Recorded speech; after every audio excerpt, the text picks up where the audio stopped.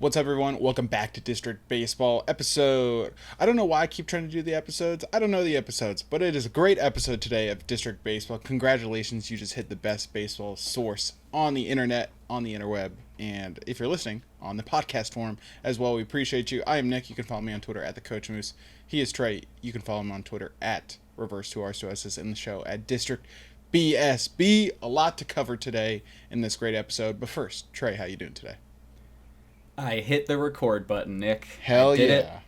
it. I managed to do it before we started and not in the middle of it like I did for last week's Nats episode. But a lot of good stuff to get into baseball related. Also some not so great stuff off the field that we have to talk about. It sounds like there's some up and some down. There may be some ups and there may be some downs, which is why we're going to get into a 3-up, 3-down recap right now.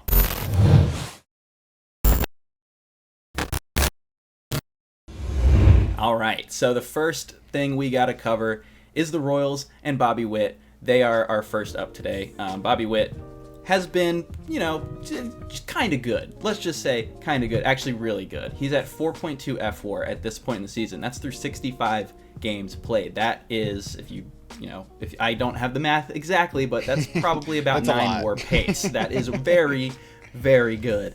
And his bat has been elite, but also his defense. He is maybe one of the best infielders in baseball. Him and Marcus Semien, I believe, are the top 2 in outs above average. And the Royals themselves, as a team, had an 8-run comeback the other night against the Mariners, which is, not the team that's built to allow comebacks, but it happened crazy. It ended up as a 10-9 game with a walk-off.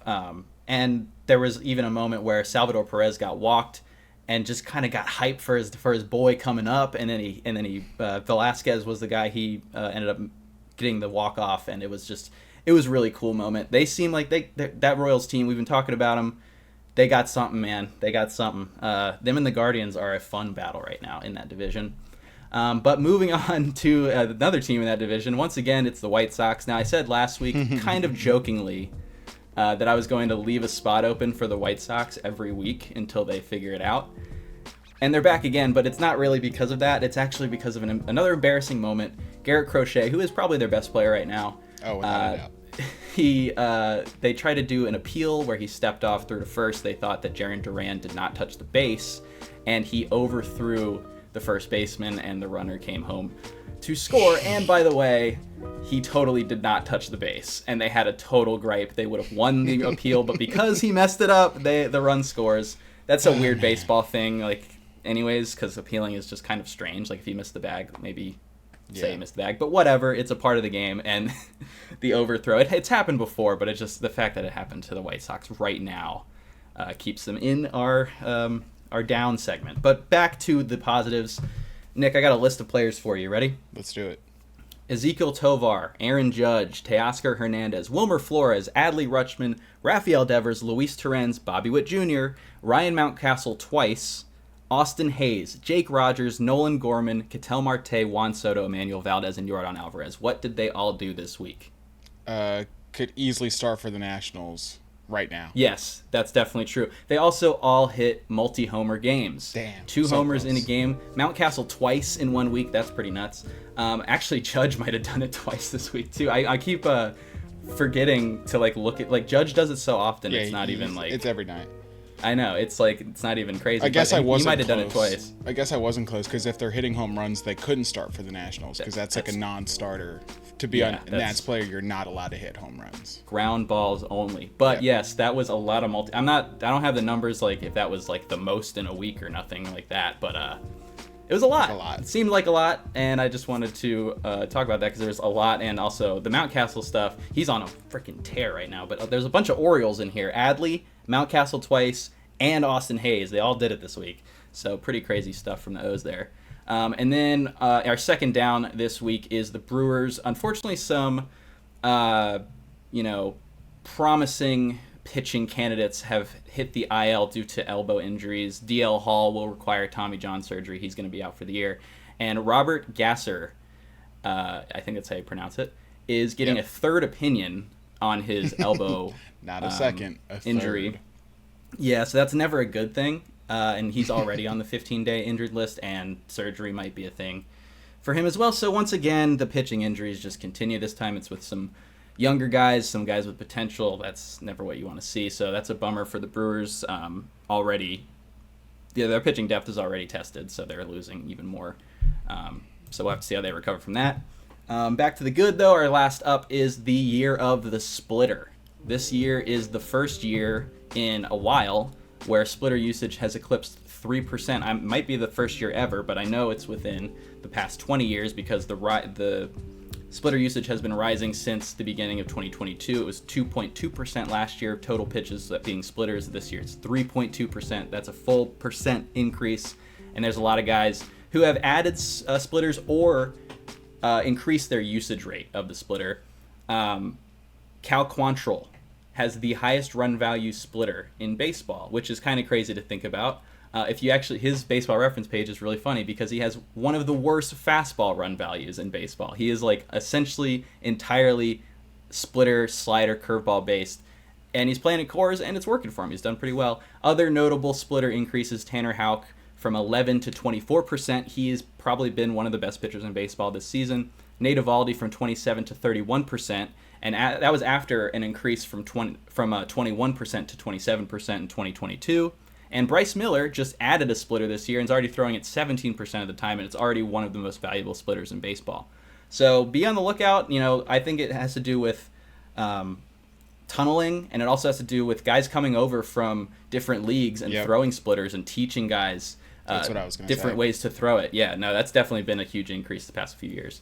And finally, our last down is actually kind of an up for us because we're Nats fans and we are Braves haters. And the Braves are ass right now. And since May 1st, they're 28th in runs scored, 27th in WRC+, 29th in on-base percentage. Now, they've had some injuries, but also just a lot of underperformance. They have two guys that are currently starters that are above an average WRC+. That is Matt Olson and he who shall not be named. And then the rest of the team is just below average right now, hitting-wise. So they're not scoring. And they're not dominating like the Braves have been dominating the past few years. They'll probably still end up in the playoffs, but definitely something to look out for them. Because the offense has never been a problem, but it's currently a problem. I mean, maybe when they stop playing the Nats, the numbers will go up because for whatever reason, the Nats just completely destroy them. But that was 3 up, 3 down. And Nick, I have a question for you. It's about the White Sox. It doesn't really have anything to do with this play, but I'm sure you've seen that they have been shopping Luis Robert Jr. On the trade market. So, first, should they be shopping him? And second, what do you think they can get for him right now? Yeah, they should be shopping everyone. If anyone has value, they need to shop. Like the White Sox future right now is as bleak as any team in baseball. I mean, shit, even the Rockies have, like, Ezekiel Tovar and guys like that where you're like, okay, there's promise there. McMahon has been good for them, too. Right. Maybe he's not, MVP candidate, but, like, he's a solid building block and, you just work up from there. I'm looking at the White Sox, we're going to put Robert to the side because, like you just mentioned, they're shopping him. Like, they don't really have any building blocks to really speak of. Like, they are starting from as close to ground zero. They might as well be an expansion team. They might be worse than an expansion team because they can't even just pick who they want. They're dealt the hand they have. So it's bleak. And they're not the only team to do this in recent history or have to do this in recent history. They're just, they tried going all in or their version of all in a couple years ago. They didn't even get close, and they didn't do a good job selling off those pieces to try to make sure it didn't get so bad. Like I think the Padres have a litany of issues over the past couple years. Certainly they're slightly better this year, but at least they had the foresight to sell Juan Soto, get something back for him, and then kind of maneuver the pieces around, trade for Dylan Cease and some other guys, and they're competitive. It's not exactly the same situation because the Padres are obviously in a much better situation than the White Sox were, but that's just one example of a team kind of looking ahead and doing what's best for the team. I think that the Nationals are obviously we're Nats fans, but it's a little bit of a different situation when you have Juan Soto and 3 years of control. So yes, the White Sox should be trading everyone. As far as Luis Robert goes, I've heard, I don't know the legitimacy of these reports, but I've heard they're going to be looking for the Juan Soto deal. Shit, I'm looking for the Juan Soto deal. Like, I mean, of course they're going to be looking for the Juan Soto deal. Doesn't mean you're going to get it. Luis Robert has like very tantalizing potential, but he's not at the level that Soto was. I mean, no one is, and that's fine. Yeah, exactly. But it's more so like in terms of a trade return. I mean, Robert's been terrible this year. Let's just call it what it is. I know he was injured for like a month, so I'm not. Which doesn't help his value. Yeah, I was gonna say I'm not trying to take anything away from him, but again, in terms of trade value, it hasn't really done it. In terms of like his value, or in terms of what he's provided, he hasn't done it as consistently as you would like if you're trading the farm for a building block. He had a great year last year. Great year. All-star, 38 home runs, but his OPS was only 857, right? You expect it to hopefully increase as he gets older and more experienced, but he's 26 this year. Hopefully his second half is good, but like we can almost, it's trending towards this being a lost year just with the injury and the slow start and the slow restart after the injury. So it's almost a lost year for him. So he's going to be age 27, with 1 year of control after that. And you're kind of hoping and praying as opposed to acquiring a proven commodity at that point. Again, it's not saying he doesn't have value, but is this enough to completely restart a franchise the way the Soto deal did or one of these other ones?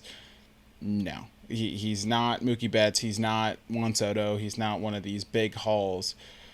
Teams will be interested in for sure. That there's plenty of teams around baseball that have competitive teams around baseball that have really desperate needs for outfielders and quality outfielders. It's kind of crazy right now, actually. So teams will be interested, and the White Sox should entertain those offers, but I don't think they're going to get anywhere close to the offers they would like to get for him. I agree, although I think there probably will be a team, if they do trade him this season, I bet there will be a team that overpays slightly because of his potential and the fact that he will have multiple years of control left. But like an overpay, I mean, I would say right now a fair value would be two, top 5 prospects in a team system, maybe, one, if they're lower half in the top 100, 1 or 2 top 100 guys. So like an overpay is adding like a single A arm, so it just depends on your definition. But I just don't think it still won't be anywhere close to a Soto return. I don't know if that could have just been a rumor. But if they're really trying to get that, then that's obviously it wouldn't shock me if that. Baseball execs are notoriously stupid. Should still get a decent return. I think that they should also be looking to shop Crochet and Fetty as well to get everything. It's just, well, like you said, like what do they even have? I mean, I feel like they've got those 3, but I mean, it's rough sledding. That's not a great roster, so it's kind of just maybe some relievers that are doing okay. I don't really think they have any, but. They're bad. They're really bad. It's rough, and it would be smart for them to start to move whatever they can, trying to get something in their farm system, which is lacking as well. Yeah, just 2 quick points on some other things you talked about. Speaking of bad, the Braves offense is really bad. And when the Nats make the playoffs at the end of the year, they can thank the Braves because they're going to be like the Marlins last year that only got in because of the record against the Nats. The Nats are only going to get in because of the record against the Braves. So yes, could possibly happen. Yeah, very much crazy to think about. Appreciative of that. And then the year of the splitter is very much a real thing. You talked about it, like guys like Kodai Senga, Yohan Duran, like they just came over wherever they were signed from. They were already throwing a splitter. and it's just kind of spreading like wildfire. The last couple of years, it's been the sweeper. Now it's the splitter. Tunneling is very much a real thing, or a real reason for the rise of the splitter. But it's also, changeups are hard to throw. That's kind of what it is. And they're harder to throw hard as well. I feel like it's easier for a guy to throw a splitter hard. Yeah, so they need some sort of, it doesn't exactly have the same movement, but it serves the same purpose of kind of tunneling the fastball and creating that speed difference, or at least movement difference from the fastball. So yeah, the splitter is real, and you'll notice some of the best pitchers in baseball are adopting and Paul Skeens, I forgot. I didn't even mention splitter. Skeens just came in with his nasty splitter. Yep. As well, so that's another guy that's got a wicked one. Yep. A lot of great splitters around in baseball right now. All right, let's move into our second topic, which is not as fun, because it's serious stuff, off the field nonsense, and more gambling stuff within baseball. There were 5 players banned. 4 of them were banned for for a year, excuse me. Those players were A's pitcher Michael Kelly, pitchers Jay Groom and Andrew Salfrank from the Padres and Diamondbacks, infielder Jose Rodriguez from the Phillies, which these guys were all minor leaguers, but they were in those organizations. And then the big one was Marcano from the Pirates, who got banned for life. And it's not good. And the problem there's a lot of different angles to all this. First of all, they should be banned. It makes sense. But the other argument is sports betting is so ingrained in modern sports culture. It's all everything's sponsored by a sports book now. So it's the hypocrisy of MLB accepting those sponsorship deals, but also just completely banning players who gamble is there's a conversation to be had around it. But I think Marcano was the only guy that was banned for life. He wagered a lot more money than the other players. Poorly, might I add. He won 4.3% of his bets. So if you're doing better than that on your wagers, you're better than a baseball player at doing it, I guess. But it's not good. And then there was also there's the Ohtani thing with Ipe, and his sentence got handed down as 44 years in federal prison, which is, I'm just saying, if he was a fall guy, that would be pretty would be a pretty bad fall. You know what I'm saying? Yeah. With the conspiracy theories. I'll ask you your thoughts. What do you think about gambling as a whole in baseball, and honestly in sports, because there was the NBA's issue with one of the Raptors players betting against himself. So it seems to be, there's a lot of stuff Calvin in the Ridley. NFL. Yeah. I mean, it's all over the place. So what are your thoughts about that? And is this gonna keep happening? It definitely will. I'm not as familiar with the MLB's policy, but the NFL, it's very vague, and that's what got some guys in trouble. It was this is just the NFL. It was you can't bet inside a team facility on NFL games, or it was very weird. So in theory, you could be outside the team facility and bet on NFL games, and that's what guys got guys into trouble because they thought they were good, or they just didn't care. But there certainly is some hypocrisy with baseball, or sports in general, but we're talking about baseball or baseball shows, so I'm going to stick to baseball. But there certainly is some hypocrisy. Money talks. They're going to continue to get those sponsorships, those agreements, and we're going to see that stupid FanDuel parlay that never hits during every single game. That's just never going to go away. But on the flip side, I get why they would have such a strong, punishment, sentence, whatever, if a player does bet, because it affects the integrity of the game. So it's weird to both be a hypocrite but also be fair in some sense. I'm with you, because it's you have to punish these guys. They can't be doing this. Mm-hmm. But at the same time, it's where they're also accepting all this money from those places, but that's not any different than in any other league or at any other. I mean, they've been doing. The leagues aren't exactly perfect. Let's just be honest here. They do things that aren't that great. So, I agree. It's probably not going anywhere. No, it's definitely not. There's too much money. Yeah, there's too much money. There has to be a way. They have to keep this under wraps with these players. Like, they have to catch it before it even starts, because it just keeps coming out, and then even more questions keep coming about certain players and certain other players. It's like, then the conspiracy theories start, and you never know what's real and what's not. So it's they gotta stamp out the. Because I guess it's tough. It's definitely tough. I guess they're allowed to bet on other sports. I don't think there's anything wrong with that. So it's like, is it just a blanket you can't bet on baseball? I guess they could, and that may be what it is for all I know. It's just being able to enforce it is going to be difficult, and I know they're catching some guys. It'll be the guys that really just don't care or don't think about hiding it that get caught. But if someone really wanted to bet and get away with it, they pretty easily could. It's just because of the accessibility of betting nowadays. Everyone has an app. Everything's on your phone. Shit, Fanatics has a betting app. It's just everywhere. So it's it's hard because it's going to be so easily accessible. They're promoting it I mean baseball. So it's it's a shit show, and it's going to be one of those things. That's probably the best way to. Yeah, so one big name, and this kind of ties back to the Ohtani thing, one big name is going to get caught for it, and they're really going to be faced with a decision. Because obviously, the Pete Rose thing was a little bit different because he was a player manager and directly betting on his games and obviously involved with that. But one big player is going to be, found out to be betting, and that'll be really interesting to see. And with the Ohtani thing, again, we've kind of talked about it enough.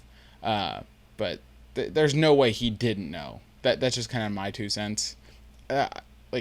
Maybe the extent was different, but I still think there's a way he I think there's no way he didn't know. But that's just me. Fair enough. I think everyone's gonna have their opinions because they're not good at telling you exactly what happened. They don't want people to know. Shit, that goes for literally everything in our lives. Fair. Yeah. We get told definitely what they want us to hear, so. Yeah, that's just media in general. But, that's definitely going to be something to watch out for because it's a problem for sure. So hopefully that'll slow down. But let's talk about growing the game. Let's talk about good things again and move on to MLB London. The MLB London series, the third time I think they've done this. Yep. It was Phillies and Mets, played in London for nearly 110,000 fans over a 2-game series. That is a high number for baseball. And there were some good games. The second game was a 6-5 nail-biter. They split the series 1-1. And there was a really cool double play at the end of that game with Luis Torrens. And the players after the game said that they really enjoyed it, but actually wanted it to be a bigger event. They wanted it to be longer. They wanted to have more teams. Probably because the travel turnaround for just 2 games is pretty tough. So I would assume that has something to do with it. But apparently the players and the coaches really enjoyed it. The fans had a good time. It's just another way to get baseball into another country, more so than it already is. Obviously, since the WBC has taken place, I feel like, international interest is as high as it's ever been. So absolutely a good idea to take advantage of that and put games on neutral sites in different countries. They've done it in Mexico. They've done it for the Dominican Republic. They've done it for the Seoul series at the beginning of this year. They wanted to do one in Paris, I read, but that didn't quite come through. But just even thinking about doing a baseball series in France where there basically is none, or wasn't. There probably is a little following now, but that's just a cool idea. So, it's just growing the game. There's more international players in baseball now than ever, and it's just really cool. I love the fact that they're going to different places, and I want to see even more of it. I want to see Canada. I want to see anywhere they can think of, honestly, that they haven't been to in a while. or ever. So Yeah. Taiwan would be another good one. Yeah. So yeah, just really, it was just an awesome event. Bryce Harper obviously did the power slide. So it's cool. It's that actually got some pretty good media coverage in England. So like it was a thing. It was a thing over there. So really cool stuff. And I had a really fun time watching it. Yeah, it's a great idea. I'm shocked, like, this is year 3 of doing it. I'm shocked it hasn't grown to other areas. Not that there's anything wrong with London, but, you know, like the NFL, they started in Mexico City, or started in London, then they expanded to Mexico City. Now they're going to Brazil, they're Germany, they're, you know, they're going national, or international, gosh, sorry. And it seems like baseball's starting to realize they have something here. I love the idea of making it some sort of tournament. I think the NBA in-season tournament's a little stupid, but you could play off that idea, and maybe do it like, I don't know if you want to do divisions, but maybe you take like last year's top 4, you know, the ALCS, the NLCS, and send them to London for a little, you know, round robin kind of tournament or event thing. And so that way you're sending, yeah, granted, teams change so much year to year, but you're sending the best 4 teams from the year prior to help grow the game internationally.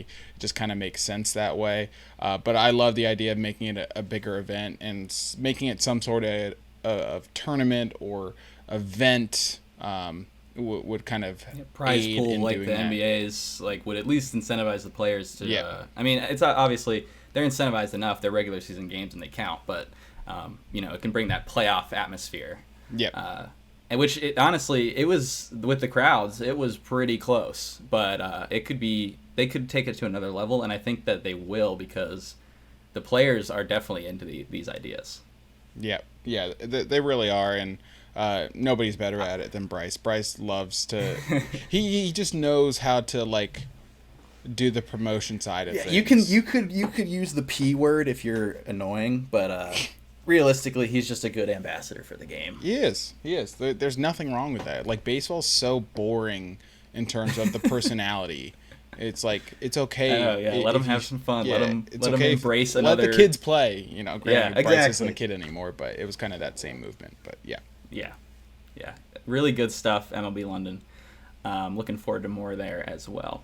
Now we're moving into a very interesting topic, I think, because first of all, let me say I got this idea from an article, so I'm not gonna be plagiarizing anyone. John Becker wrote this article for Fangraphs. It's called Top of the Order. Could this be the temporary end of Rays magic? The Rays are in a weird spot because they're not that great right now. They're under 500. They are in a brutal division and league. Honestly, the American League is just better than National League right now. But the AL East, obviously, is the bigger issue. They've got 3 teams that are better than them. So you already are kind of on the outside looking in for a wild card spot just based on your division. They've got a lot of players that are not locked up for very long. Is a sell-off imminent for the Rays? I think it might be, in a way. But let me ask you, who do you think that they're going to move if they do end up going to sell this year? I would think Arozarena's that would be my first at the first top pick. of that list. Yeah. I know he's had obviously some iconic moments there, but in terms of what you could get for those guys, I think he would probably net the biggest return of anyone they have or would be willing to move. I know they have like some impending free agents like Brandon Lau, who a team might want to take a flyer on. Isaac Paredes, like I like him, but realistically, how much of a return are you going to get? So it's just weighing that, you know, that value versus what they bring versus what they can bring in return. But I would think Randy's probably at the top of the list, and that honestly might be all they do because they'll be getting a plethora of pitchers back next year, just in terms of health. So they might not want to tear it down completely, but selling at the deadline is certainly in play for them, especially with how strong of a division they're in. Yeah, I think a reload is probably Oh, here we go with the R words. the R words. Yeah, the reload or a rebuild. I think this is a reload type of situation because their strength has always been in their pitching depth, and that for the first time has been tested to the point where they don't really have much right now. In the farm system, they've got some guys that are good. Like they've got obviously Caminero, who's a great position player, but pitching wise, these guys aren't really performing like they have in previous years, like the depth guys that you've never heard of. So what I'm thinking is that, yes, I think Randy gets moved. I think potentially they might move pitchers to get pitchers, if that makes sense, because they have guys that are only on 1-year deals or have deals that are ending after 2025 that they might move to try and get players with 6 years of control, because that's how the Rays tend to operate. Yep. But yeah, so they have the most interesting guy for me is Paredes right now, because the Rays just hate paying people, and they like to trade guys when they start making too much money, and that's kind of what we're saying about Randy. He's making $8 million this year. That's like that's way too much. That's way too much for the Rays, yeah. but not for other teams. But Paredes just started arbitration. He's in his first year of arb, and he's already making $3.4 million this year. And he's by far the best player on the team so far this season. So he's going to get quite a pay bump in his arbitration years. And he is eligible for arbitration 4, which not many players are.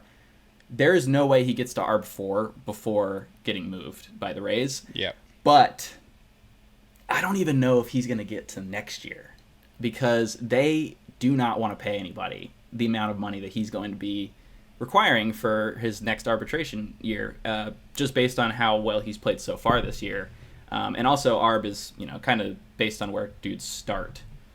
So it'll just be really interesting to see what the Rays do, because they have they have options, but they also operate in a very weird way that other teams do not follow. So it'll be intriguing, to say the least.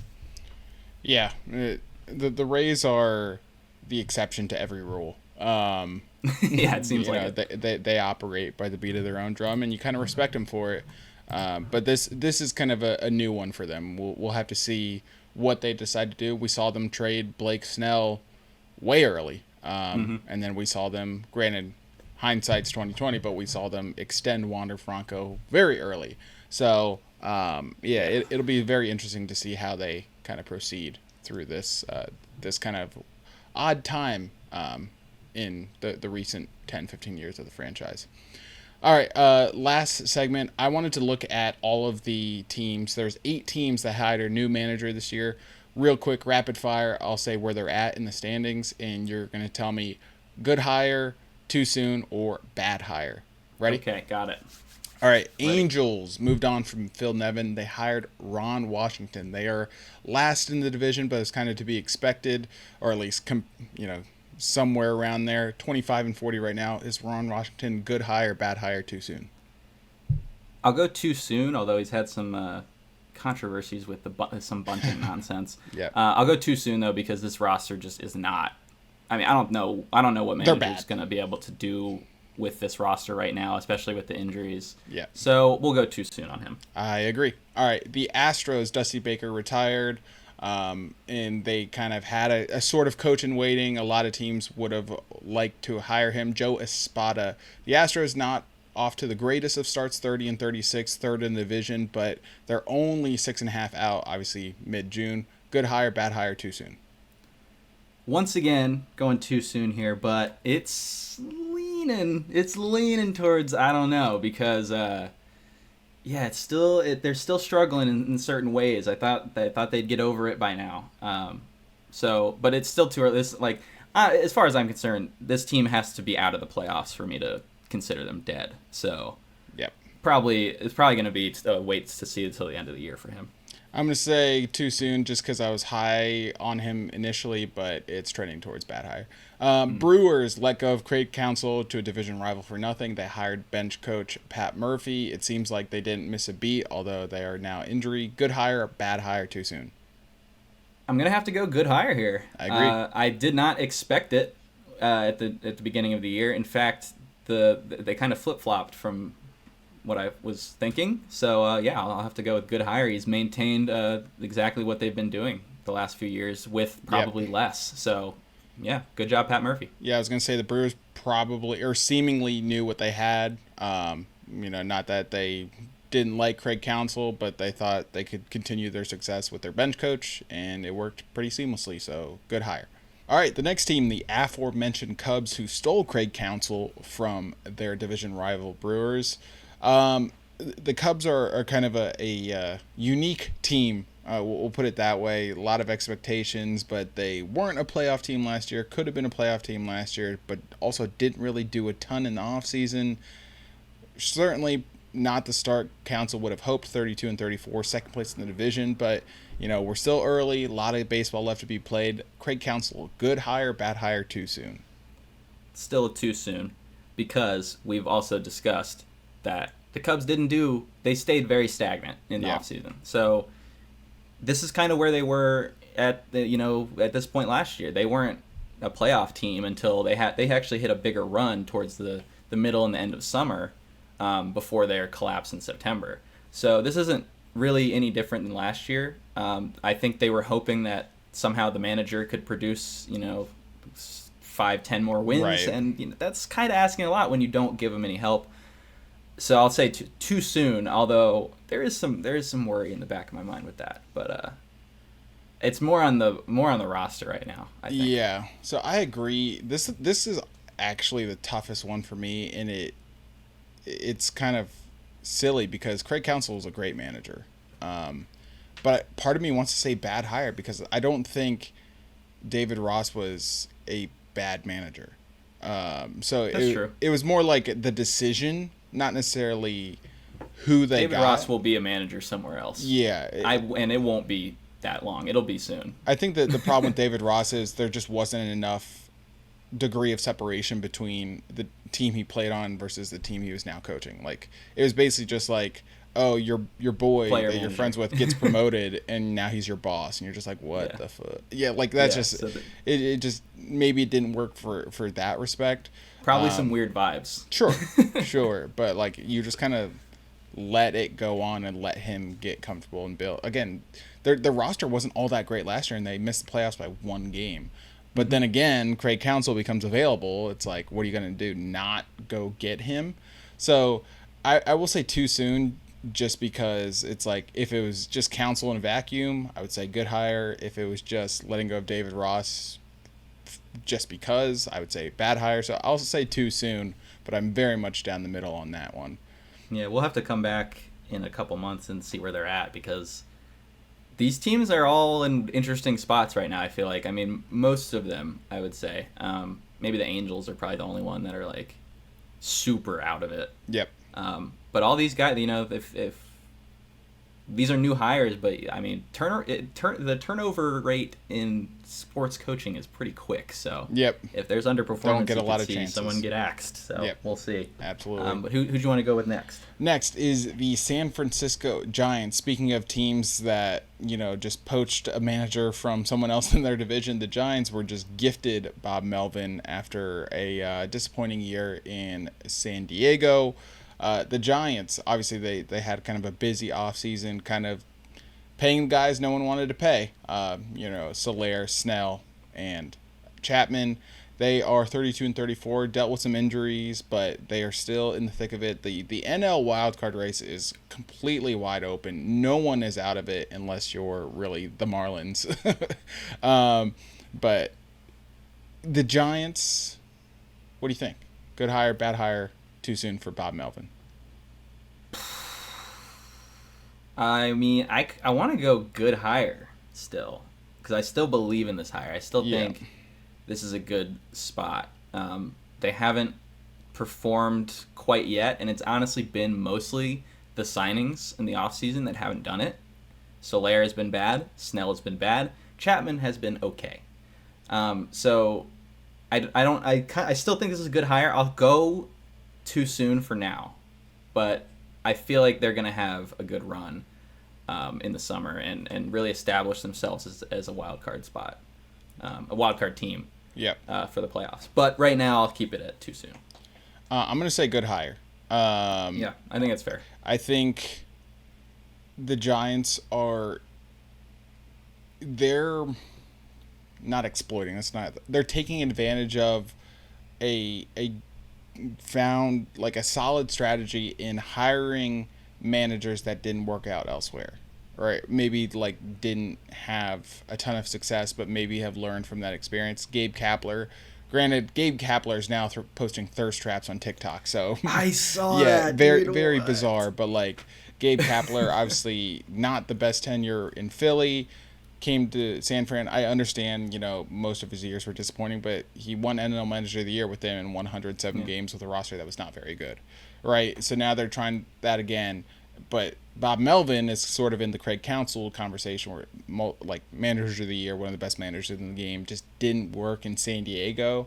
But I've been on this train for a long time. I think there's just more issues in San Diego that go beyond just the manager.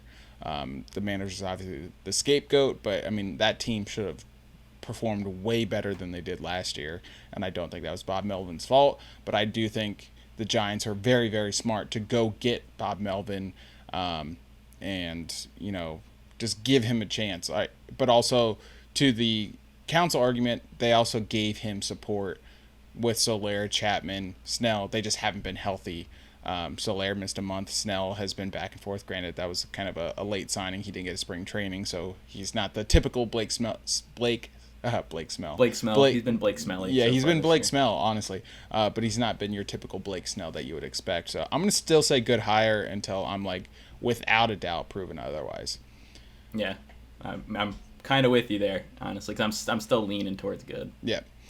Next one is probably, I'm just going to tip my hand here, the best hire on this list, the Guardians. There's no question, I don't think. The Guardians hire Stephen Vogt. I absolutely love this trend of hiring former catchers. It kind of goes to my David Ross thing. But I think, generally speaking, catchers are the most knowledgeable about the game in terms of players on the field. They just kind of have to be in terms of the position they play. And they understand the grind more Right. than anyone. Right. So I really like this. Obviously, stepping into the shoes of Terry Francona is not an easy thing to do. I thought Terry Francona was the best manager in the game. If he went and coached any team in baseball, I would instantly say he's the best manager in the game, regardless of that team's record. So for Stephen Vogt to come in, first-time manager, no managerial experience, not even a bench coach, not a third base coach, none of that, just coming in a year after he retired and doing what he is doing with, like, I think we all thought the Guardians were like a decent team. Like, it wasn't the worst opening, but we certainly didn't expect them to perform the way they have been. And I think you have to give Stephen Vogt a lot of credit. So I will, without a doubt, say good hire. Yeah, that's I don't think it's a question. He's been the best hire, absolutely, from this past offseason so far. It's kind of the inverse of Ross. He retired from the A's and then went and coached a different team. Although I know he had played in Cleveland before, but it wasn't that fresh. Also, there was degree separation. It's also different because Ross was a World Series champ, and like I don't know, maybe that kind of gave. I don't know. It's different. I don't really know exactly. I can't pinpoint it, but anyways, the record speaks for itself, I think. Yeah, without a doubt. So they're top of the division. Even if I don't think they'll even sustain this pace still, but even if they don't, this is still a W hire because this roster wasn't supposed to be this good. He's getting a lot out of guys that haven't been, have been kind of role players before. So I think this is a W of a hire. Yep, I agree. All right, the next one, the Mets hire. I'll start. Carlos Mendoza after. I hate this guy. Buck Showalter. I'm right there with you. This is. I think this is the worst manager so in baseball. Much. And I'm an I Mets hate fan. this guy. Yeah. Oh my god. Yeah, I don't like him. I don't like anything he says. It makes. That's more annoying. so what it is for me. It's like the way he's handled some of these things. Like the Mets roster is not very strong. I know everyone has the payroll in mind, but it's a lot of bad contracts and a lot of contracts that are actually no longer on the team. They ate all of Scherzer and Verlander's money to buy prospects. But like it still counts against their payroll, but they're not getting that money invested into the team or into the major league roster. So it's not necessarily the record. I expected the Mets to be bad. It's just the way he's handled it. It looks like he's in way over his head. He has no idea what he's doing. And yeah, I don't like the Mets, but I feel fairly unbiased in saying this as well. Like I just think he's a bad manager. It happens. Like, it's not saying like he's a bad guy or anything. I just don't think he's a good manager. Yeah, his decision making is baffling. Yeah. We're not gonna sit here and say this Mets roster is amazing, but at the same time, you got to try and put your players in positions to be successful. Batting Jeff McNeil fourth for like the first month of the year is not going to do that. Letting a lefty face Ketel Marte in the top of the ninth when everybody in the universe knows that his splits are extremely valuable against left-handed pitching and way worse against lefties. He had the go-ahead home run, by the way. That was honestly that specific moment was like, okay, I'm done with this guy, because like everybody in baseball knows Ketel Marte is crushing lefties right now. You do not let a lefty face him right now, especially in the ninth. And he let him do it, and they lost. His bullpen management is poor. When Edwin Diaz moved out of the ninth spot, he pitched 1 inning in the 7th inning and was like okay. It like wasn't even that dominant. They moved him right back into the 9th spot, and he blew it. It's like you got to put your players in the best position to succeed and let it go. When you put them in a bad position, you already lost. Yeah. So there's no chance that that's going to be good. So his decision make, I'm sure Mets fans are already over the guy. But yeah, and then his post game stuff is always annoying. Like he just I don't know. He doesn't know how to take accountability for poor managerial decisions. I think that's one of the most important things for a manager to do is to know when it's their fault. Hear that, David Martinez? Yeah. And listen, it's not an enviable position to be thrown into the Mets as a new manager. But at the end of the day, he took the role. So this is how it goes. And you gotta expect that there's gonna be some tough questions, and you can't get defensive when you get one. So. He's got a long way to go to earn my trust if I was a Mets fan. I'm glad that I'm not, so I don't have to deal with this guy. I mean, we have Martinez, so it's not like we got our own problems, but I'd rather have him than Mendoza. Yeah, I would agree. All right, the last one is the San Diego Padres. As we mentioned before, they let Bob Melvin go after a 1-year trial. It didn't really work.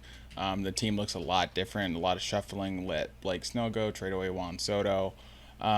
Bring in Mike Schilt, who was an advisor for the team for 2 years, but previously he was coaching with the Cardinals for, I believe, 3 years and won, actually, Manager of the Year with them as well.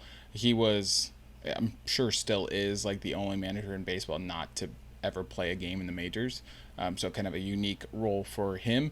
But the Padres... it kind of depends on your expectations of them coming into the season. But right now, 34-35, 8 games back of the Dodgers for first place in the NL West. Mike Schilt, good hire, bad hire? I'm leaning towards good here because the record, it's not that great. They're about 500, but they probably lost players. I mean, they got Cease, but they probably lost more than they got this offseason. Value-wise, yeah. And they've maintained. So... I can't say it's bad, but because so they you lose a superstar like Juan Soto and you maintain your record, then your manager might be doing something right. There's still a long way to go, and there's still a lot of egos on this team, and Manny Machado, for example, hasn't been that great, so you never know. Will it all explode in the clubhouse? I don't know. I thought it was weird when the Cardinals fired him, because. I mean, I'm pretty sure I've mentioned it, but I don't like Ali Marmol at all. No. And he was like kind of doing pretty good with like what he had. I mean, they were making the playoffs with a roster that was kind of aging and had many flaws, but he still managed to get them in there. So I thought that was kind of weird. So I'm sort of liking this hire for the Padres right now. It's definitely tentative, but for now, I'm saying this is a good hire. Yeah, I like this hire. I didn't think I would for what it was worth, but I've been convinced.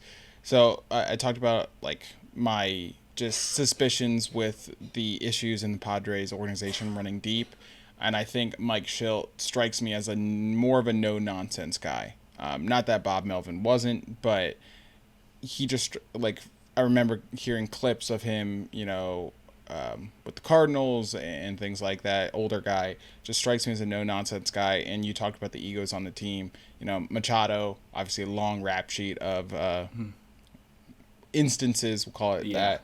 Fernando Tatis, superstar, a lot of off the field stuff. Not necessarily all that bad. I mean, I guess he got popped for PEDs technically, but not like he's a bad person, but crashing his motorcycle and just not being the most professional, superstar or face of the franchise that you would like, and not to mention all of the hype around Slam Diego and all this stuff. They kind of needed someone with a firm hand at the helm, and it seems like Mike Schilt is at least a step in the right direction. So I'm actually going to say good hire for their manager. I feel like Melvin fits San Francisco better, and Schilt fits San Diego better. Like I agree. The fits there are better now. So I'm with you on that one. Yep. So that's kind of just a quick glance at the 8 new managers around baseball. Obviously, time will tell. The second half of the season could completely paint a different picture. But it was just kind of a fun, quick experiment to see what these new teams are, or what these teams are doing with their new managers and how they're performing through the first, 40% of the season or so. Yeah, I think that's it for today, though. Yep. We got through our topics. I think that I think the most important thing this week was MLB London. Yep. Again, I agree. I just want to reiterate the expansion of the game is so important, and it's been happening more so in the past 5 years, and I just love to see that. It's my favorite thing. And I love to see that the teams, the Asian leagues, starting to send more players over as well. We've seen the NPB and the KBO send players. I think I saw a rumor. I don't know if this is true. Just one more tangent. That Roki Sasaki is looking to get posted next year, and I know that there's rules about that, so I'm not sure how that's going to be possible. But I'd love to see it. So that would just be another superstar from Japan. So. The way I understand it is he can be posted, but his earning power is significantly less. Okay. So it's more just like, if he wants to, he can, but he's not going to make much money, which seemingly would be the primary factor into wanting to be posted. So we'll see. So it sounds like maybe it's a bet on himself type deal if he does do that. So that would be very cool. Because you'll make more money up front, but you're hitting free agency in America 1 year earlier than you would if you just waited to be posted according to the normal timeline. So it is kind of a bet on yourself type thing. Yep. Which goes back to our gambling. I'm just kidding.